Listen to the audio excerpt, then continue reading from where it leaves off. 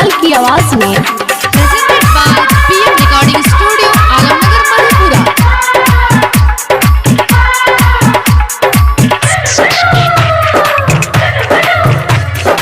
सखी गे सैया नहीं बुझे परेशानी से जे परोजे गे तारा पे जवानी। सखी गे सैया नहीं बुझे परेशानी से जे परोजे गे तारा पे जवानी। दिने दिने दिने दिने जवानवा जुआवे सखी सैया के कुछ नहीं बुझावे।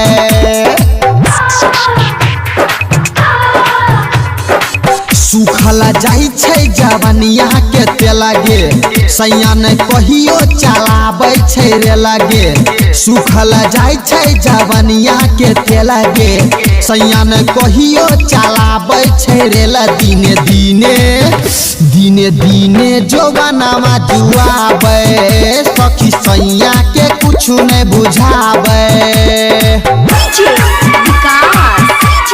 Mix by Balbhadra Singh.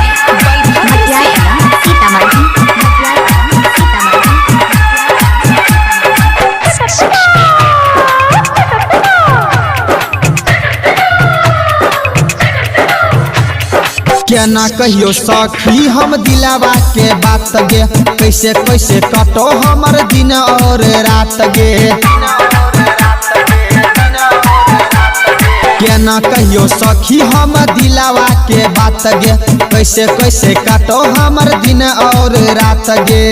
बुझे नहीं देह के कले सगे रह छौ खाली परदेश गे रह छौ खाली परदेश गे। कहियो छुआबो नहीं देहिया के जोसा गे लागे छौ सैया में छै कोनो दोसा गे।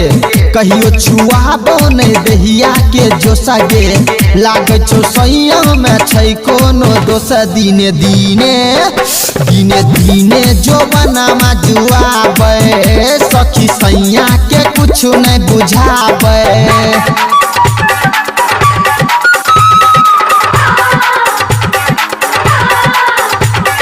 Presented by PM recording studio Alamnagar Madhepura.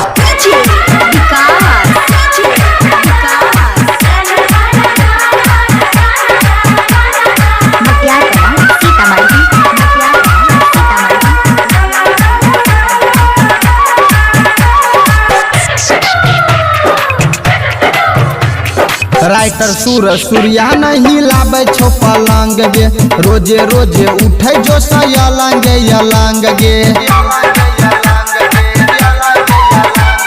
Writer Surya नहीं लाबै छो पलंग गे रोजे रोजे उठे जो सयलंग यलंग गे। होय छै जवानी बर्बाद गे परवीन प्यारे लालया बयाद गे परवीन प्यारे लालया बयाद गे। राजू राजवंशी के जाय के हम कहबै आबे नहीं सखी गे ससुरा में रहबै। राजू गुलशन के जाय के हम कहबै आबे नहीं सखी गे ससुरा में रहबै। दिने दिने दिने दिने जवानवा जुआबै सखी सैया के कुछ नहीं बुझाबै। सुखला जाई छै जवनिया के तेला गे सैया ने कहियो चलाबै छै रे लगे। सुखला जाई छै जवनिया के तेला गे सैया ने कहियो चलाबै छै रे ल। दिने दिने दिने दिने जवानवा जुआबै सखी सैया के कुछ नहीं बुझाबै।